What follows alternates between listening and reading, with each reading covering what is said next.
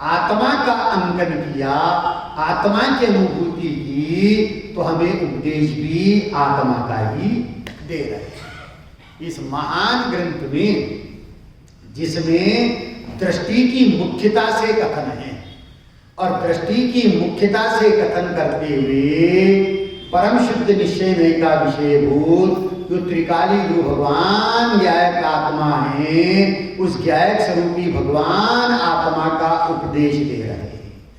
क्यों दे रहे हैं? कारण क्या है कि उस ज्ञायक स्वरूपी भगवान आत्मा के आश्रय से उन्होंने अपनी परिणति में अतीन्द्रिय आनंद को प्राप्त किया है और वही अतीन्द्रिय आनंद समस्त जगतवासियों को प्राप्त हो, इसलिए उस भगवान आत्मा का उपदेश दे रहे हैं।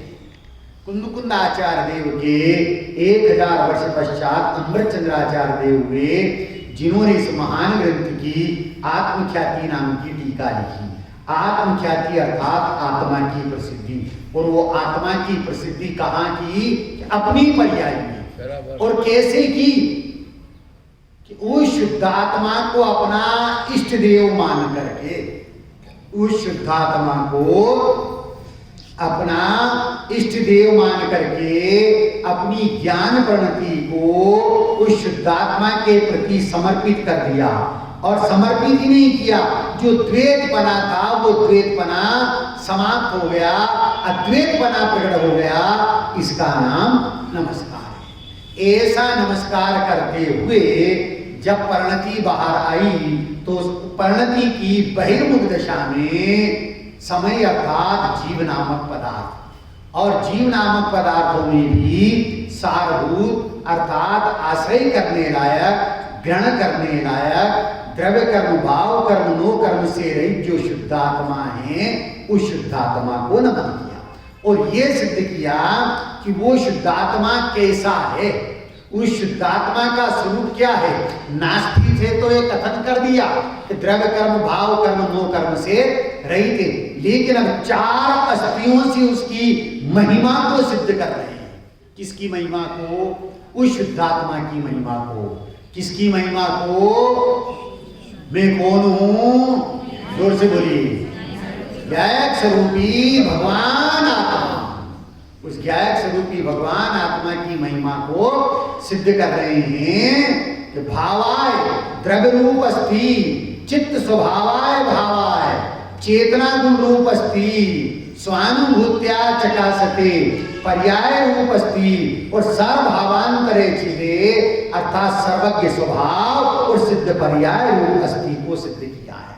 4 अस्थियों में से अपन ने कल तक दूसरी अस्थि की चर्चा अपने चल रही थी कि भावाय अर्थात द्रव्य रूप अस्ति, कि द्रव्य से कैसा है कि शुद्ध सत्ता स्वरूप वस्तु है। और इस विशेषण से सर्वथा आत्मा का अभाव मानने वाले नास्तिकों के मत का खंडन किया। अब दूसरा विशेषण कि चित्त स्वभावाय भावाय, जो चेतना गुण रूप है। कैसा है? चेतना गुण रूप है, ज्ञान है, दर्शन है, सुख है, वीर है, अनंत गुणों का आधारी वो ज्ञायक स्वरूपी भगवान आत्मा है। ऐसे अनंत गुणों के धारी भगवान आत्मा की सत्ता को सिद्ध करते हुए ये सिद्ध किया है कि यह चेतना जो गुण है, जिसका स्वभाव चेतना गुण रूप है, इस विशेषण से गुण गुणी का क्या कहते हैं? गुण और गुणी। गुण है चेतना, गुण है ज्ञान, गुण है दर्शन, गुण है चारित्र। लेकिन इन सबका धारी, इन सबका स्वामी गुणी वो कौन है? वो ज्ञायक स्वरूपी भगवान आत्मा है। वो गुणी है। ये गुण तो अंश है और गुणी क्या है? अंशी है। ध्यान से सुनना, समझने की कोशिश करना कि ये गुण तो अंश है और यह गुणी भगवान आत्मा वो अंशी है। ये एक गुण है, चेतना गुण है, ज्ञान गुण है। ऐसे अनंत गुणों का आधारी यह गुणी भगवान आत्मा है। अब ये गुण और गुणी अलग अलग हैं कि एक है? एक है, बहुत बढ़िया। अभेद है। ये गुण और गुणी दोनों अभेद हैं। इस गुणी से गुण को अलग नहीं किया जा सकता, पृथक नहीं किया जा सकता। तो जो गुणी भगवान आत्मा है वो अनंत गुणों का धारी है। जैसे शकर पदार्थ है, शकर पदार्थ है। अब उस शकर का गुण क्या है कि मिठास है। शकर का गुण क्या है कि मिठास है। तो उस मिठास को शकर से अलग किया जा सकता है क्या? नहीं किया जा सकता। वो मिठास और शकर अभेद है।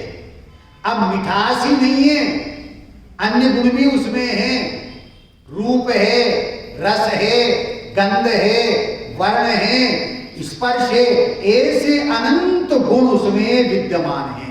तो उस अनंत गुणों का धारी, अनंत गुणों का स्वामी वो शकर नामक पदार्थ है? तो वो जो अनंत गुण है, उन अनंत गुण को उससे अलग किया जा सकता नहीं। ऐसे ही यहाँ क्या कह रहे हैं कि ये चेतना गुण है, ज्ञान गुण है, दर्शन गुण है, चारित्र गुण है, इन अनंत गुणों का धारी यह गुणी भगवान आत्मा है जो अभेद है। कैसे है ये? अभेद है। लेकिन ये जो विशेषण दिया है चित्त स्वभावाय भावाय, जिसका स्वभाव चेतना गुण रूप है, इस विशेषण से, इस लक्षण से गुण गुणी का सर्वथा भेद मानने वाले क्या कह रहे? लोक में एक ऐसा न्यायिकों का मत है, वो गुण और गुणी का सर्वथा भेद मानता है, का गुण अलग है और गुणी अलग है, तो आत्मा अलग है और ज्ञान अलग है, ऐसा है? ऐसा नहीं है भैया। आत्मा है सो ज्ञान है, ज्ञान है सो ही आत्मा है। ज्ञान और आत्मा का, चेतना और आत्मा का तादात्म्य संबंध है। तादात्म्य अर्थात, तादात्म्य का मतलब क्या होता है? एक में जिसको अलग नहीं किया जा सकता, तन्मय है। जहां ज्ञान है वहां आत्मा है, जहां आत्मा है वहां ज्ञान है। ऐसे अभेद रूप में है गुण और गुणी। लेकिन गुण और गुणी को सर्वथा भेद मानने वाले का गुण अलग है और गुणी अलग है, और सर्वथा भेद मानते हैं। कथनचित माने तो कोई दिक्कत नहीं, कथनचित माने तो कोई दिक्कत नहीं, लेकिन सर्वथा भेद मानने वाले जो न्यायिकों का मत है उसका निषेध किया। न्यायिक ये मानते हैं कि गुण अलग है और गुणी अलग है, परंतु वास्तव में देखा जाए तो गुण और गुणी दोनों ही अभेद है। सर्वथा इनमें भेद नहीं, हाँ कथनचित भेद है। जी, कथनचित भेद है। अब कथनचित भेद कैसे है? कि नाम भेद है, लक्षण भेद है और संख्या भेद है। ध्यान से सुनना, समझने की कोशिश करना भैया। देखो, जैन दर्शन ये अनेकांत और स्यादवाद का पोषण करने वाला है। सर्वथा भेद नहीं है, कथनचित भेद है। जिनागम में सर्वथा ऐसा नहीं आया, कथनचित आया, किसी अपेक्षा से है। अनेकांतमयी वस्तु है, आत्मा में अनंत धर्म है, अनंत गुण है, अनंत शक्तियां हैं। इन अनंत को एक साथ जाना जा सकता है, परंतु एक साथ कहा जा सकता नहीं। कहने में क्रम पड़ता है, कहने में क्रम पड़ता है। बस इसका नाम कथन पद्धति है, इसका नाम नई पद्धति है, इसका नाम स्यादवाद है। ये नई है सो वस्तु नहीं है, और वस्तु में नई नहीं है। ये नई कहाँ है? वाणी में है और ज्ञान में। ये नई कहाँ है? वाणी में है और ज्ञान में है। इनके बिना स्वाध्याय नहीं हो सकता। किनके बिना? हाँ, तीसरा बोल क्या है? हाँ, जोर से बोलो, तीसरा बोल क्या है? अपेक्षा समझना। मैं कौन हूं? मैं कौन हूं? जिनवाणी कैसी होना चाहिए? जिनवाणी कैसी होना चाहिए? और तीसरा बोल क्या है? अपेक्षा को समझना भैया।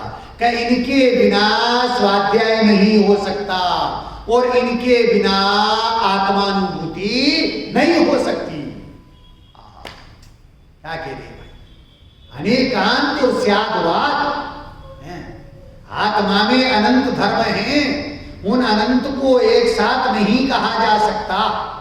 कहने में क्रम पड़ता है, बस ये जो क्रम पड़ता है इसका नाम नई पद्धति है, कथन पद्धति है स्यादवाद।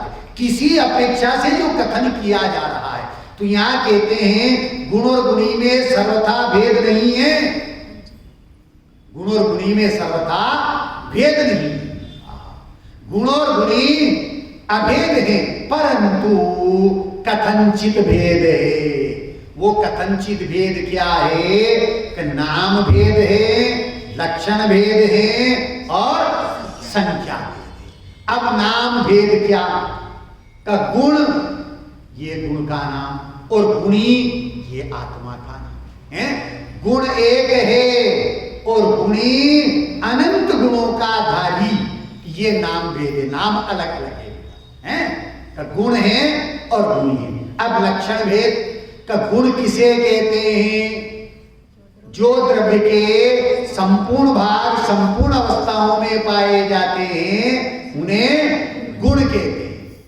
जो द्रव्य के संपूर्ण भाग संपूर्ण अवस्थाओं में पाए जाते हैं उन्हें गुण कहते हैं। अर्थात जो द्रव्य के लक्ष्य से हो रहे हैं उन्हें गुण कहते हैं। अब गुणी किसको कह रहे हैं? द्रव्य किसको कह रहे हैं? कि गुणों का जो समूह है उसे द्रव्य कहते हैं। गुण और पर्याय का जो समूह है उसे द्रव्य कहते हैं। गुणों को जो धारण करे उसे द्रव्य कहते हैं। गुणों को जो धारण करे उसे द्रव्य कहते हैं। तो ये जो है स्वरूप भेद हुआ। अब संख्या भेद का गुण एक है और गुणी अनंत अनंत गुणों का है, ये संख्या है। हाँ बराबर, गुणी एक है और गुण के कितने हैं? अनंत है, ये संख्या भेद है। गुणी तो एक है लेकिन गुण उसमें कितने हैं? अनंत है, ये संख्या भेद है। तो कथनचित नाम भेद है, लक्षण भेद है, संख्या भेद है, परंतु गुण और गुणी में सर्वथा भेद नहीं है। कथनचित भेद है, गुण और गुणी तो अभेद है। भाई ध्यान से सुनना, सोदर इंद्र होता है और सोदर इंद्र की पत्नी कौन होती है? शची इंद्राणी होती है। और दोनों ही एक भाव के पश्चात जो है मोक्ष को प्राप्त करने वाले होते हैं। शची इंद्राणी अपने गले में जो हार पहनती है, क्या पहनती है? हार पहनती है। उस हार के एक मोती की वैल्यू, डॉक्टर साहब, उस हार के एक मोती की वैल्यू क्या कह रहे, कितनी होती है? 1000 चक्रवर्तियों का जितना वैभव है उतना वैभव उस एक मोती का होता है। जब एक मोती इतना कीमती है तो वो हार कितना कीमती होगा, है? जब वो एक मोती की कीमत इतनी है तो वो हार कितना कीमती होगा। फिर कहते हैं जब वो हार इतना कीमती है, इतना महिमावंत है, तो उस हार को पहनने वाली शची इंद्राणी कितनी महिमावंत होगी, हैं? कि उस हार को पहनने वाली शची इंद्राणी कितनी महिमावंत होगी। अब शची इंद्राणी इतनी महिमावंत है तो वो जिसकी पत्नी है, किसकी पत्नी है? तो सोदरमिंद्र कितना महिमावंत होगा, है? वो जिसकी पत्नी है वो सोदरमिंद्र जो है कितना महिमावंत होगा। जब सोदरमिंद्र इतना महिमावंत है तो वो सोदरमिंद्र 1008 नेत्र करके जिन बाल तीर्थंकर को देखता है वो बाल तीर्थंकर कितने महिमावंत होंगे। जब बाल तीर्थंकर इतने महिमावंत है तो बाल तीर्थंकर उस ज्ञायक स्वरूपी भगवान आत्मा में अपनापन करते हैं, श्रद्धा ज्ञान प्रतीति करते हैं, और उसमें स्थिरता करने पर अंतर्मोरत में जो केवल ज्ञान को ले लेते हैं, केवल ज्ञान गुण की एक समय की पर्याय है।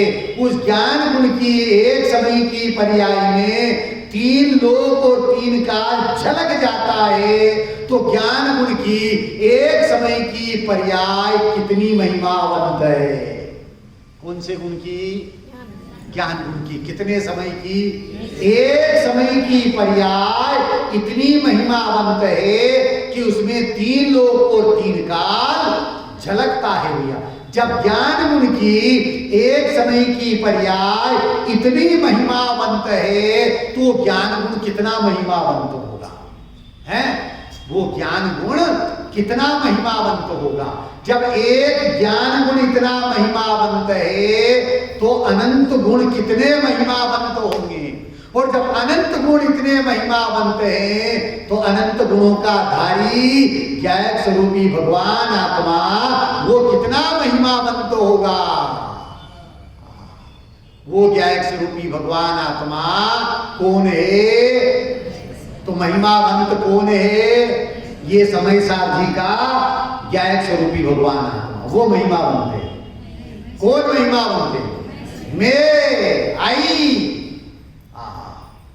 जिनवाणी में फर्स्ट पर्सन की चर्चा है। 3 पर्सन होते हैं, फर्स्ट पर्सन, सेकंड पर्सन और थर्ड पर्सन। यहां कौन से पर्सन की चर्चा है? फर्स्ट पर्सन में इंग्लिश के 26 वर्ण होते हैं। ए टू जेड, ए से लेकर के जेड तक 26 वर्ण होते हैं। उन 26 वर्णों में एक वर्ण ऐसा है, आई मीन्स मैं अर्थात वो ज्ञायक स्वरूपी भगवान आत्मा इतना महिमावंत पदार्थ है। मैं इतना महिमावंत पदार्थ हूं। पामर को कभी प्रभुता स्वीकार नहीं होती। प्राप्त पर्याय में जिसकी तन्मयता है, जिसने अपने आप को क्या मान लिया है, तो मैं तो पामर हूं, कि पामर को कभी प्रभुता स्वीकार नहीं होती। और प्रभुता जिसे स्वीकार होती वो कभी पामर रहता नहीं। प्रभुता जिसे स्वीकार हो, पामर कभी प्रभु बनता नहीं। और प्रभुता जिसे स्वीकार हो वो कभी पामर रहता नहीं। भक्त कभी भगवान बनता नहीं। क्या कह रही? भक्त कभी भगवान बनता नहीं। भगवान जिसे स्वीकार हो वो कभी भक्त रहता नहीं। किसको स्वीकार करना है? इस भगवान को, क्या एक स्वरूपी भगवान को स्वीकार करना है। भूख नहीं हो डॉक्टर साहब, भूख नहीं हो तो भोजन की महिमा आती नहीं। भूख नहीं हो तो भोजन की महिमा आती नहीं है। प्यास नहीं हो तो ठंडी शरबत की महिमा आती नहीं। प्यास नहीं हो तो ठंडी शरबत की महिमा आती नहीं है। नींद आवे नहीं तो डल्लप के गद्दों की महिमा आती नहीं। नींद यदि आवे नहीं तो डल्लप के गद्दों की महिमा आती नहीं है। और शादी हुई नहीं नहीं हो तो पत्नी को पति की महिमा आती नहीं है। और स्व की दरकार लगे नहीं तो आत्मा की महिमा आती नहीं है। एक बार स्व की दरकार लगना चाहिए। वह स्व कौन है? मैं कौन हूं? मैं ज्ञायक स्वरूपी महान आत्मा हूं। या कुछ गुरुदेव श्री बोलते थे, अरे मैं तो बना बनाया भगवान हूं। मैं तो बना बनाया भगवान हूं। भगवान नहीं बनना है, पर्याय में भागवत पने को प्रकट करना है। भागवत पना पर्याय में कब प्रकट होगा?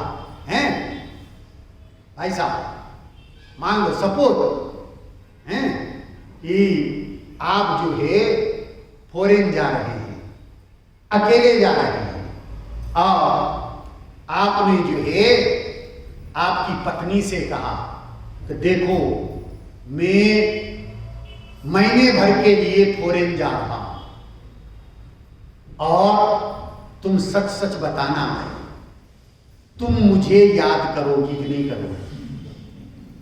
क्या पूछा आपने? आपकी पत्नी से क्या कहा कि मैं महीने भर के लिए फॉरेन जा रहा हूं, अब तुम मुझे याद करोगी कि नहीं करोगी? तो पत्नी ने कहा देखो जी, आपको जाना हो तो जाओ, आना हो तो आओ, मुझे इससे मतलब नहीं। मैं तो प्रातः काल जल्दी उठ करके मंदिर जाऊंगी, सामायिक करूंगी, अभिषेक देखूंगी, पूजा कर लूंगी, प्रवचन सुन लूंगी, आकर के भोजन बनाऊंगी, फिर उसके बाद भोजन कर लूंगी, झाड़ू पोछा बर्तन साफ कर लूंगी, आराम करूंगी, और उसके बाद फुर्सत मिलेगी तो तुम्हें याद करूंगी। भाई साहब, आपकी पत्नी का जवाब सही है, हैं? फिर सही जवाब क्या होना चाहिए? हैं? बहन जी क्या बता रही है? अरे मैं भूलूं तो याद करूं, भूलूं तो याद करूं, एक समय के लिए भी पति का विस्मरण नहीं होता है, हैं? जो 5 ज्ञान हैं, मति ज्ञान, श्रुत ज्ञान, अवधि ज्ञान, मना परिये ज्ञान और केवल ज्ञान। मति ज्ञान की फिर 4 भेद किए हैं, अवग्रह, ईहा, आवाय और धारणा। तो धारणा ज्ञान में पत्नी के कौन बना रहता है? पति परमेश्वर बना रहता है। मध्य रात्रि में भी, गहरी निद्रा में भी उसे अपने पति का विस्मरण नहीं होता है। उसी प्रकार से यहाँ ज्ञानी कहते हैं कि जो धर्मी जीव हैं, उन धर्मी जीवों को अपनी ज्ञान प्रणति में, धारणा ज्ञान में वो ज्ञायक स्वरूपी भगवान आत्मा ऐसा बस जाता है कि एक समय के लिए भी उसका विस्मरण नहीं होता। वो ज्ञायक स्वरूपी भगवान आत्मा कौन है? वह मैं कौन हूं? ज्ञायक स्वरूपी भगवान आत्मा हूं। अपनी ज्ञान प्रणति में ये खूंटा ठोक लेना है, अपने उपयोग रूपी घोड़े को, हैं, ध्रुवधाम रूपी खूंटे से बांध देना है। अब वो उपयोग कहां जाएगा? कहीं नहीं जाएगा, उस ध्रुवधाम रूपी खूंटे के इर्द गिर्द ही बना रहेगा। तो यहां ये कह रहे हैं कि इस विशेषण से सर्वथा गुण और गुणी का भेद मानने वाले, किसका भेद मानने वाले? गुण और गुणी का सर्वथा भेद मानने वाले न्यायिकों का निषेध किया। करे गुण अलग है, गुणी अलग है, या कथनचित भेद हो सकता है, परंतु सर्वथा भेद हो सकता नहीं। ऐसे अनंत गुणों का धारी, ऐसे अनंत गुणों का भेद वो ज्ञायक स्वरूपी भगवान आत्मा मैं स्वयं हूं, ऐसे अभेद की दृष्टि करने पर, ऐसे अभेद को धारणा ज्ञान में लेने पर परिणति में सम्यक दर्शन होगा, रत्नत्रय प्रकट होगा और मोक्ष मार्ग प्रकट होगा। हमें रत्नत्रय, मोक्ष मार्ग और सम्यक दर्शन प्रकट करना है तो आचार्य देव कहते हैं इस अभेद का लक्ष्य करना। किसका लक्ष्य करना? अभेद का लक्ष्य करना। उस अभेद ज्ञायक स्वरूपी भगवान आत्मा का लक्ष्य करते हुए निरंतर ज्ञान परिणति में, धारणा ज्ञान में वो अभेद आत्मा बना रहे। किसकी तरह? एक बार का प्रसंग है किसी सेठ और सेठानी के यहाँ एक नौकरानी जो है झाड़ू पोंछा करने के लिए, बर्तन धोने के लिए आती थी। उस सेठ और सेठानी के एक ही लड़का था, इकलौता पुत्र था। वो नौकरानी जब आती थी तो वो लड़का स्कूल चला जाता था, और जब लड़का स्कूल से आता था तो नौकरानी झाड़ू पोंछा करके, बर्तन साफ करके घर चली जाती। एक दिन उस सेठानी का लड़का बिना टिफिन लिए, मम्मी ने टिफिन नहीं बनाया, अब बिना टिफिन के स्कूल चला गया। अब थोड़ी देर बाद नौकरानी आई, झाड़ू पोंछा किया और सेठानी ने कहा, देखो आज मेरा लड़का बिना टिफिन के चला गया है, तुम जो है स्कूल में जाना और रेसेस में उसको ये टिफिन दे देना। बहुत अच्छी बात है, पर माता जी मैंने तो आपके लड़के को कभी देखा ही नहीं, आपका लड़का कैसा है? अरे तू मूर्ख है, तेरे में इतनी अकल नहीं? अरे उस स्कूल में जो सबसे सुंदर लड़का हो उसको ये टिफिन दे देना। उस स्कूल में जो सबसे सुंदर लड़का हो उसको ये टिफिन दे देना। बहुत अच्छी बात है। टिफिन लेकर के गई और रेसेस का समय हुआ, और जैसे ही रेसेस हुआ और उस नौकरानी ने जो है उस स्कूल में पढ़ने वाले सबसे सुंदर लड़के को वो टिफिन दे दिया। आ गई, झाड़ू पोंछा किया, बर्तन साफ किए, अपने घर चली गई। अब स्कूल की पूरी छुट्टी हो गई और वो सेठानी का लड़का आता है और मम्मी के ऊपर नाराज हुआ, मम्मी हैं तुमने टिफिन नहीं भेजा है, मैं कब से भूखा हूं, भूख लग रही है, तुम मेरा ख्याल नहीं रखती हो। मम्मी ने कहा, बेटा ऐसा कैसे हो सकता है, मैंने नौकरानी के साथ टिफिन भेजा है, तो मेरे को कोई टिफिन नहीं मिला। अच्छा, नौकरानी ने टिफिन नहीं दिया? कहाँ नहीं दिया, आने दो उसको, कल उसकी खबर ले। दूसरे दिन नौकरानी आई और आते ही सेठानी ने दरवाजे से सामने, तूने कल मेरे लड़के को टिफिन नहीं दिया, तूने मेरे लड़के को टिफिन नहीं दिया, मैं तुझे नौकरी से निकाल दूंगी। माता जी ऐसा कैसे हो सकता है कि टिफिन नहीं दिया है? आपने ही तो कहा था कि उस स्कूल में जो सबसे सुंदर लड़का हो बस उसको टिफिन दे देना।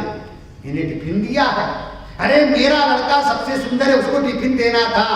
माता जी उस स्कूल में मेरा एक आंख वाला लड़का भी पढ़ता है और मेरे लिए तो सबसे सुंदर कौन है? किसका लड़का है? अपना लड़का है। चाहे एक आंख वाला है, परंतु उस मां की दृष्टि में वो सबसे सुंदर लड़का है। उसने उसको वो टिफिन दे दिया है। माता जी मैंने कहाँ अपराध किया है? मैंने सबसे सुंदर लड़के को टिफिन दिया है। उसी प्रकार से किसका आत्मा महान है, किसका आत्मा सुंदर है? जीव नामक पदार्थ सुंदर है, कत्रिकाली ध्रुव जायक स्वरूपी भगवान आत्मा सुंदर है। कौन सुंदर है? किसका आत्मा? मेरा आत्मा। एक गत समय सर्वत्र सुंदर लोक में, इससे बने बंधन कथा विरोधनी एकत्व में। क्या कह रहे हैं? एकत्व निश्चय गत समय सर्वत्र सुंदर लोक में, जिसका स्व से एकत्व बना है, पर से विभक्त बना है, ऐसा ज्ञायक स्वरूपी भगवान आत्मा ही इस तीन लोक तीन काल में सबसे सुंदर है, सर्वोत्कृष्ट है। और वो कौन है दादाजी? वो कौन है? ज्ञायक स्वरूपी भगवान आत्मा, वो में स्वयं, वो सबसे सुंदर है, जिसने अपने श्रद्धा रूपी ठोने पर क्या कह रहे हैं? यहां इस चैतन्य राजा को गायक के सिंहासन पर बिठा करके सम्यक दर्शन की निर्मल पर्याय तिलक करती है और यह कहती है, हे चेतन राज, 3 लोक की संपदा को ग्रहण करो। डॉक्टर साहब, चेतन राजा को गायक के सिंहासन पर बिठा करके सम्यक की निर्मल पर्याय तिलक करती है, 3 लोक की संपदा अर्थात मोक्ष लक्ष्मी को ग्रहण करो, तो ये मुंह फेर लेता है। ये मुंह फेर लेता है। किस तरह? एक चारण राजा हुआ है, नवघन। नवघन नाम का राजा हुआ है और चारण युवती उसको तिलक करने के लिए जाती है, और तिलक करने के लिए जाती है तो उस नवघन राजा की दृष्टि में विकार उत्पन्न हो जाता है। वो चारण युवती तिलक करने के लिए जाती है, वो मुंह फेर लेता है। वो तिलक करने के लिए जाती है, वो मुंह फेर लेता है। चारण युवती अपनी सास से कहती है, माता जी राय तो फिरते हैं। क्या कहा? राय तो फिरते हैं। माता जी समझदार थी। माता जी ने कहा, बेटा राय नहीं फिरते हैं, राय के दिन फिर रहे हैं। क्या कहा? राय नहीं फिर रहे हैं, राय के दिन फिर रहे हैं। उसी प्रकार से आचार्य देव ये कह रहे हैं कि चेतन राजा को गायक के सिंहासन पर बिठा करके सम्यक की निर्मल पर्याय तिलक करती है, मोक्ष लक्ष्मी का वर्ण करो, तो ये मुंह फेर लेता है। आचार्य देव कहते हैं, अभी इसका अनंत संसार बाकी है। क्या कह रहे हैं? अभी इसका अनंत संसार बाकी है। यहां तो आचार्य देव ये कहते हैं, भव और भव के भाव से रहित जो भगवान आत्मा को देखता है, उसका भव सार्थक हो जाता है। क्या कह रहे हैं? भव और भव के भाव से रहित जो भगवान आत्मा को देखता है, उसका भव सार्थक हो जाता है। अपना भव सार्थक करना है, अपनी परिणति में मोक्ष को प्रकट करना है, वीतराग दशा को प्रकट करना है, तो आचार्य देव कहते हैं, जिस प्रकार से लोक में जब मंगल होता है तो 4 प्रकार के लक्षण नजर आते हैं। ध्यान से सुनना, समझने की कोशिश करना है।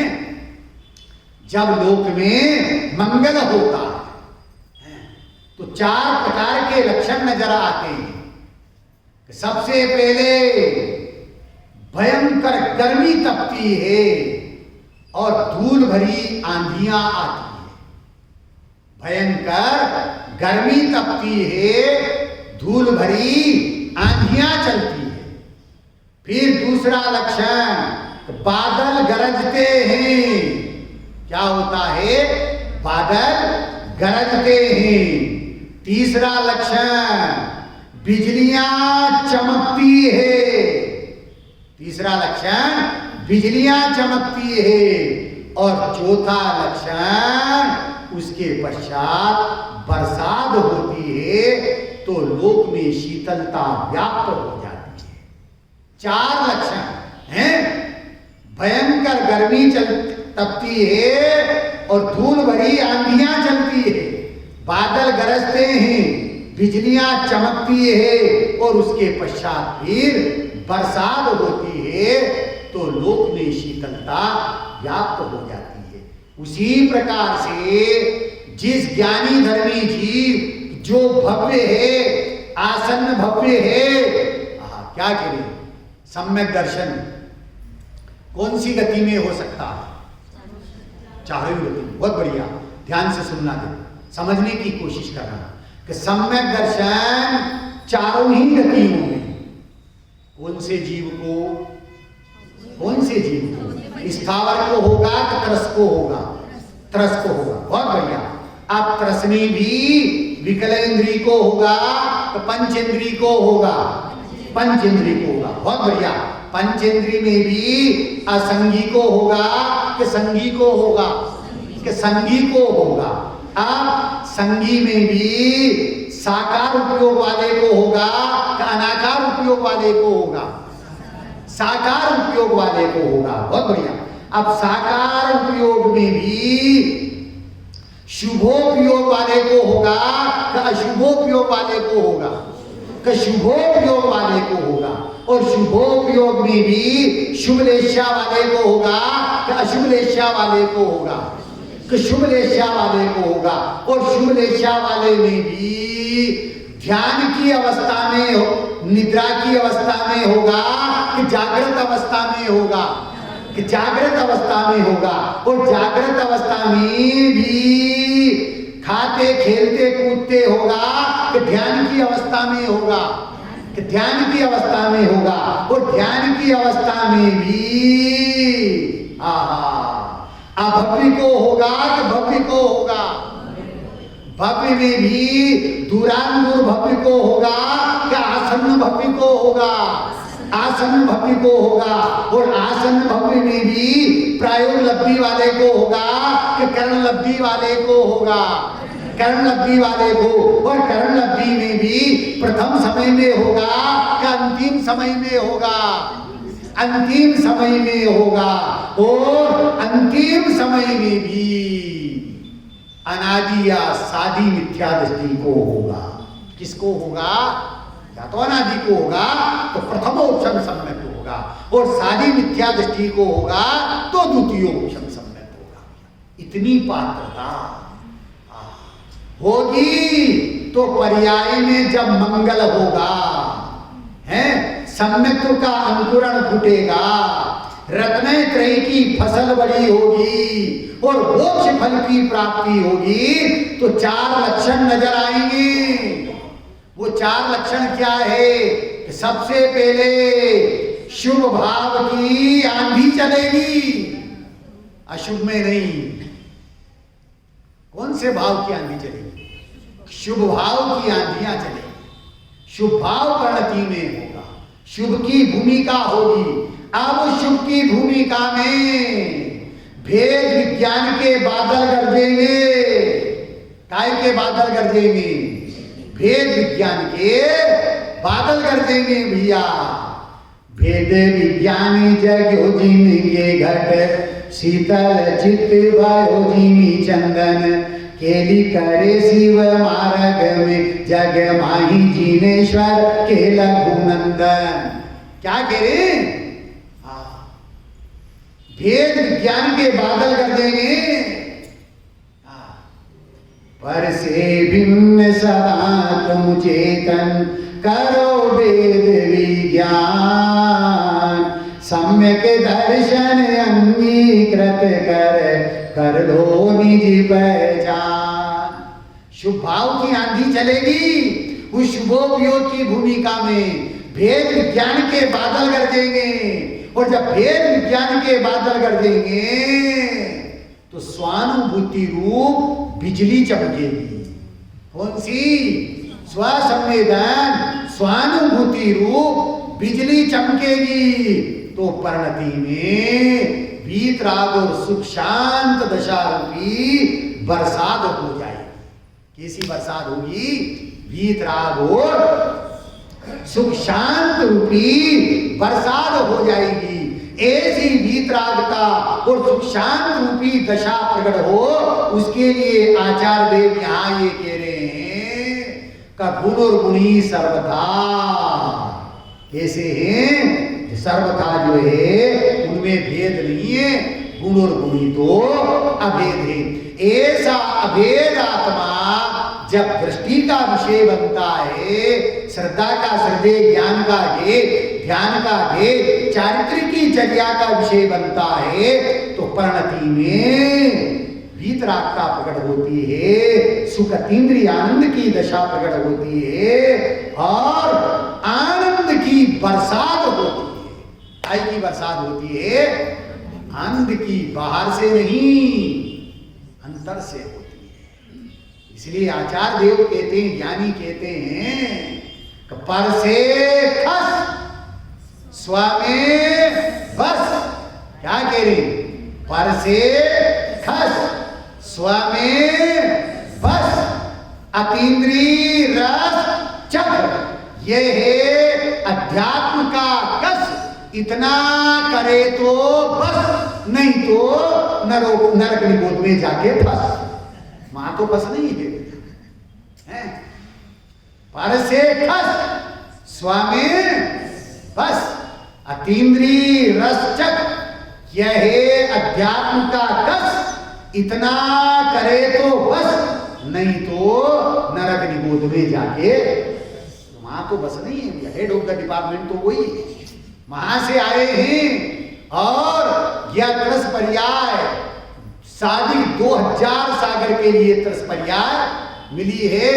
इस पर्याय में यदि स्वरूप की श्रद्धा ज्ञान प्रतीति से सिद्ध दशा को प्राप्त कर लिया तो ठीक, अन्यथा तहते चेतावर्तन धरे यो परिवर्तन। और कहां चले जाएंगे? निगोद में, स्थावर की पर्याय मिल जाएगी। आचार्य देव कहते हैं भैया एक बार ऐसे अभेद ज्ञायक स्वरूपी भगवान आत्मा का लक्ष्य कर ले, श्रद्धा ज्ञान प्रतीति कर ले, तो तेरी परिणति में सम्यक होगा, रत्नत्रय होगा, मोक्ष मार्ग होगा और वो पर्याय नियाल हो जाएगी, कृत्य कृत्य हो जाएगी। और वो पर्याय कौन सी होगी? तीसरा विशेषण स्वानुभूत्या चकासते। तीसरा विशेषण क्या दिया है? स्वानुभूत्या चकासते। बहुत गंभीर और मार्मिक बोल है, इसमें बड़ा गंभीर मर्म है। इसकी विस्तार से चर्चा अपन कल करेंगे, परंतु संक्षिप्त में द्रव्य रूप अस्थि को सिद्ध किया, गुण रूप अस्थि को सिद्ध किया और पर्याय रूप अस्थि को सिद्ध करें। कौन सी पर्याय? पर्याय कैसी? परान्मुख वाली नहीं, स्वसन्मुख वाली पर्याय।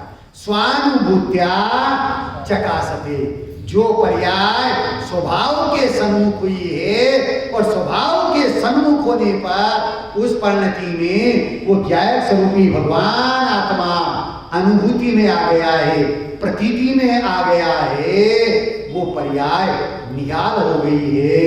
और जब वो पर्याय बाहर आती है तो पर्याय किसकी प्रसिद्धि करती है?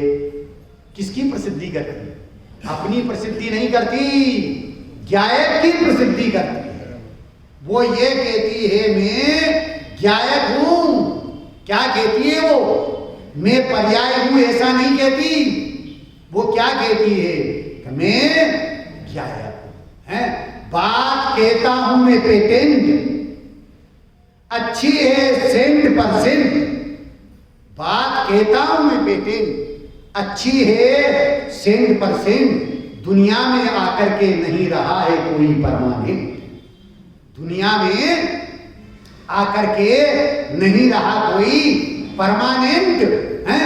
जिसने भी जमाई अपनी धाक, जिसने भी जमाई अपनी धाक, उसकी उड़ गई है टेंट। इसलिए आत्मा की बात सुनने में कभी रहो मत तुम एब्सेंट। इसलिए आत्मा की बात सुनने में कभी रहो मत तुम एब्सेंट। अरे धर्म की बात सुनने में हर समय रहो तुम प्रेजेंट। धर्म की बात सुनने में हर समय रहो तुम प्रेजेंट, क्योंकि धर्म ही देता है अच्छे बुरे कर्मों का जजमेंट। क्योंकि धर्म ही देता है अच्छे बुरे कर्मों का जजमेंट। इसलिए जड़ पुद्गल द्रव्यों का मत लगाओ तुम केंद्र। इसलिए जड़ पुद्गल द्रव्यों का मत लगाओ तुम केंद्र हैं। विषय कषायों का भी मत लगाओ तुम सेंट। अरे विषय कषायों का भी मत लगाओ तुम सेंट। सोच लो समझ लो, अरे सोच लो समझ लो मास्टर एंड स्टूडेंट। सोच लो समझ लो मास्टर एंड स्टूडेंट, मालिक प्रेसिडेंट एंड सर्वेंट। मालिक प्रेसिडेंट एंड सर्वेंट। अरे मुक्तिपुरी के बन जाओ तुम एजेंट। अरे मुक्तिपुरी के बन जाओ तुम एजेंट तो टल जाएगा चतुर्गति का एक्सीडेंट। मुक्तिपुरी के बन जाओ तुम एजेंट तो टल जाएगा चतुर्गति का एक्सीडेंट। निज ज्ञायक नाम ही है एकमात्र परमानेंट। निज ज्ञायक नाम ही है एकमात्र परमानेंट। जिनागम की पार्लियामेंट चिल्ला चिल्ला करके कह रही है, ये जिनागम की पार्लियामेंट कि निज गायक नाम ही है एकमात्र परमानेंट, निज गायक नाम ही है एकमात्र परमानेंट। ऐसे गायक स्वरूपी भगवान आत्मा को हम अपनी दृष्टि का विषय बनाएं, श्रद्धा का श्रद्धेय बनाएं, ज्ञान का ध्येय बनाएं, ध्यान का ध्येय बनाएं और चारित्र की चर्या का विषय बना करके अपनी परिणति में वितराग दशा को प्रकट करें, सुख दशा को प्रकट करें। इस मंगलमय भावना के साथ ही अभी की बात को विराम देता हूं। ओम शांति।